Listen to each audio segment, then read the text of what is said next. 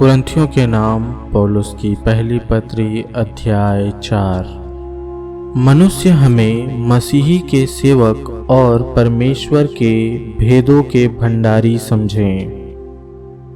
फिर यहाँ भंडारी में यह बात देखी जाती है कि वह विश्वास योग्य हो, परंतु मेरी दृष्टि में यह बहुत छोटी सी बात है कि तुम या मनुष्य का कोई न्याय मुझे परखे, वरन मैं स्वयं अपने आप को नहीं परखता,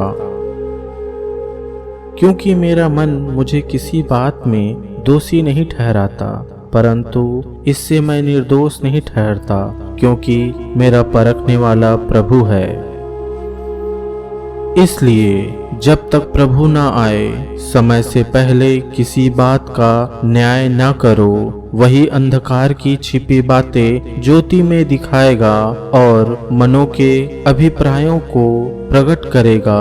तब परमेश्वर की ओर से हर एक की प्रशंसा होगी।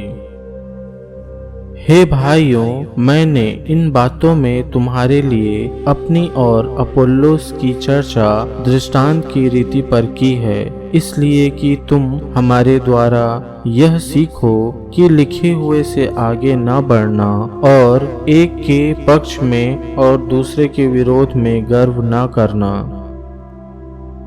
क्योंकि तुझ में और दूसरे में कौन भेद करता है, और तेरे पास क्या है जो तूने दूसरे से नहीं पाया, और जबकि तूने दूसरे से पाया है तो ऐसा घमंड क्यों करता है कि मानो नहीं पाया। तुम तो तृप्त हो चुके, तुम धनी हो चुके, तुमने हमारे बिना राज्य किया, परंतु भला होता कि तुम राज्य करते कि हम भी तुम्हारे साथ राज्य करते।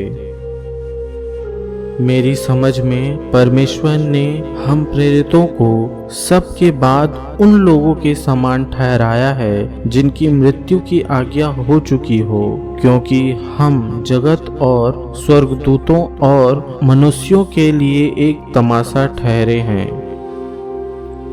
हम मसीह के लिए मूर्ख हैं, परंतु तुम मसीह में बुद्धिमान हो। हम निर्बल हैं, परंतु तुम बलवान हो। तुम आदर पाते हो, परंतु हम निरादर होते हैं।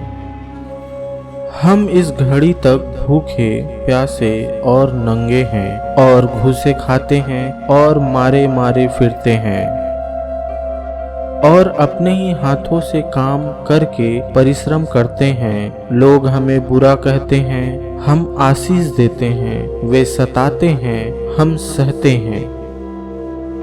वे बदनाम करते हैं, हम विनती करते हैं। हम आज तक जगत का कूड़ा और सब वस्तुओं की खुरचन के समान ठहरे हैं।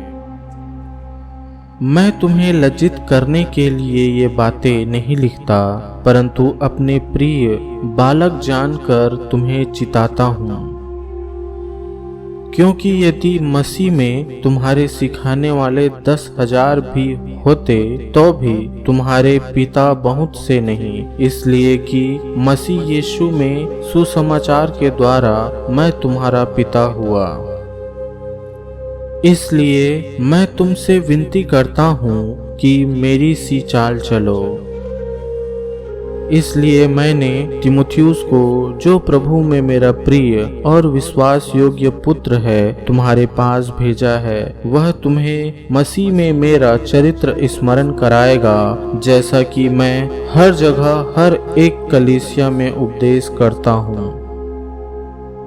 कुछ तो ऐसे फूल गए हैं मानो मैं तुम्हारे पास आने ही का नहीं, परंतु प्रभु ने चाहा तो मैं तुम्हारे पास शीघ्र आऊंगा, और उन फूले हुओं की बातों को नहीं, परंतु उनकी सामर्थ को जान लूंगा, क्योंकि परमेश्वर का राज्य बातों में नहीं परंतु सामर्थ में है।